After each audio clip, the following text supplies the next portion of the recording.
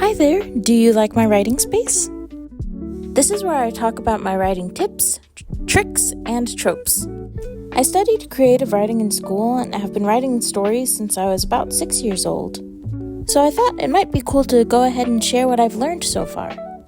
So let's dive in. Today I want to talk about characters. No matter what genre or media form for your story, there's most likely a character that moves the plot along. Characters, in my opinion, are the most important part of your story. They can make or break your plot. I almost always start a story with a character already in mind. I used to love those little character templates where you put down their likes, dislikes, personality traits, yada yada. I made all kinds of characters with those, even if I had no story for them. I don't really use templates anymore, but they're a nice way to decide what your main character is like. Because honestly, as simple as it seems, characters can be kind of tricky. You want your character to be likable to an extent, but also have their flaws so there's room for growth.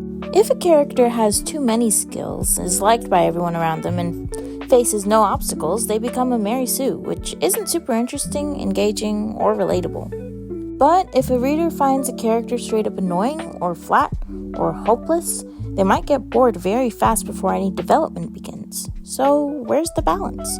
What makes for a good character? I've pared it down to 6 main ingredients to make for a good main character. We're not going into archetypes quite yet, but these are the main points that will give you the building blocks to make your character. They are pretty basic building blocks, but these are questions you need to ask yourself to truly know what kind of character you want to write for your story.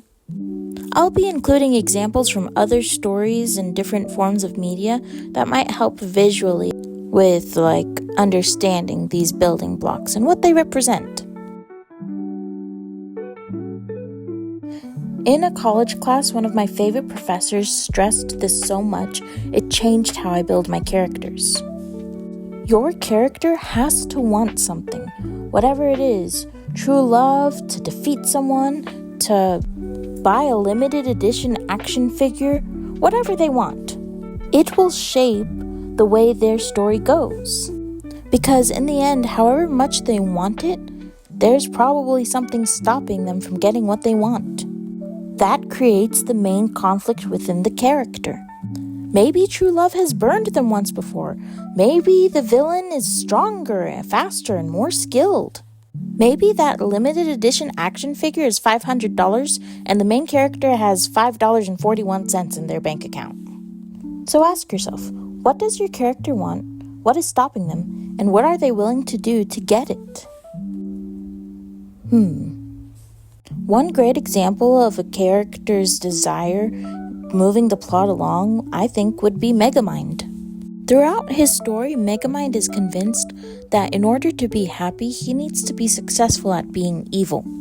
But then once he accomplishes that, he finds himself feeling lost and empty, without a sense of direction.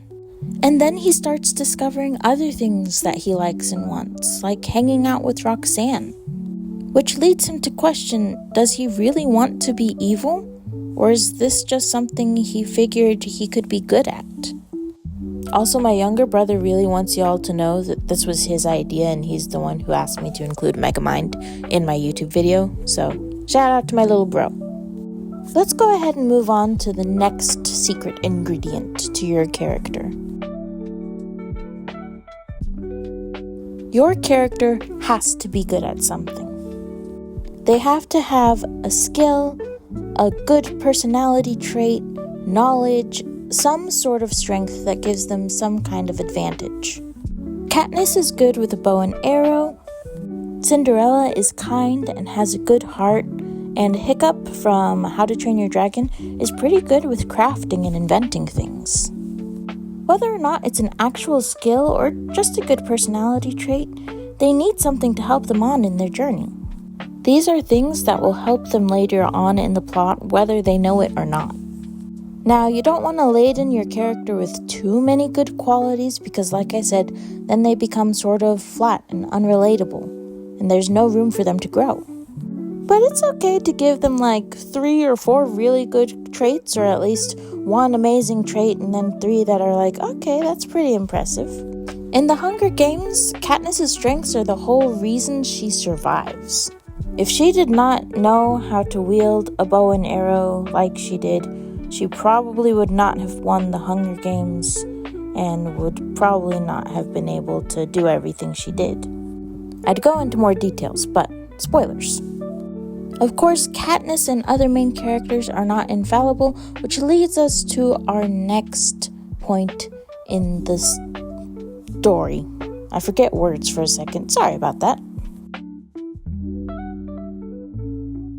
I'm going to ask you a few questions.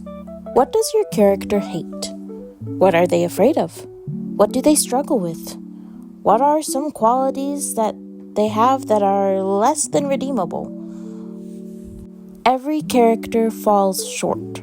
That's the whole thing that makes them relatable, is knowing that they're human and they can make mistakes. Whether it's a physical weakness or mental block, weaknesses are opportunities for character growth in your journey and can make for interesting obstacles. Everyone has their kryptonite, so what's kryptonite for your character? More than that, how does your character react to facing these obstacles? Do they fight? Do they flee? Do they freeze? How does it help them become better in the future? Or does it just traumatize them? I feel like this is especially fun when you have to write a villain and they have to undergo their redemption arc. I just wanted the action figure. You can tell a lot about a person by how they treat their friends and family. Your characters are the same. They need people or things to interact with. Their interactions will tell your reader what they prioritize in life. How does your character speak to or about their mom? The cashier who bags their groceries? The jerk who comes in and eats all the samples, then leaves without buying anything? I love Turning Red because it shows us some of these relationships and how complicated they can get. And we see how Mei Mei feels like she has to change herself depending on the audience, telling us that she puts a lot of pressure on herself and her appearance, her reputation. Did you hear my little brother sneeze in the last one? Yeah, he likes to sit in while I record. Through introducing and establishing interactions between other characters, we start to see a voice coming through for your character. When I say voice, I don't really mean, does your character have an accent? Are they from the north or east? I don't know. Are they from Texas? Howdy, y'all? If you can't tell yet, I cannot do accents, so I'm never going to try that again. When I talk about voice, I'm talking about your character's tone, their body movement, what they do or do not talk about, and their overall attitude toward things. Emotion is huge when it comes to voice. It makes for a good way to practice how your character talks and how they feel about certain topics. Inside Out does this really well. When her mom asks how school was, 3 different emotions respond. Each one answers the same: school was fine. But the execution of each response indicated a different emotion, and each response had its own unique voice as a result. School was fine. Thanks for asking. School was great, okay? School was fine. You see what I mean? I like to practice voice by putting my characters in different situations with different people that they probably don't usually interact with and see what they do. For example, how would they act in a game show, ordering pizza, giving a pep talk? And sure, an accent can be part of that, but there's more to it, you know?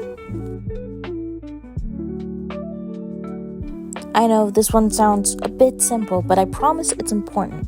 Your character belongs somewhere, whether or not they know it yet. Again, I'm not really talking about the physical representation. I'm not talking about a house. I'm talking about a home where your character is safest or happiest. It can be a place, a state of being, a person, anything. It can be something your character already has or something they're still searching for. Again, pulling from the Hunger Games, Katniss's home isn't even really District 12. She's happiest when she's with Prim or when she knows Prim is safe. And that sense of home leads her to decide and do certain things in order to protect Prim or to make sure Prim is happy. even if it means taking care of a disgruntled orange tabby cat. And in Katniss's efforts of doing that, she is forced to leave her comfort zone. Because not only is Prim home, but protecting Prim is all that she wants. So of course her actions are going to reflect that. When you know where your character is happiest and where they prefer to stay, it makes it more interesting to be able to take them out of that zone and to lead further in their character development. And it gives us a reason to root for them to be able to return to that zone of comfort once they're done with their journey.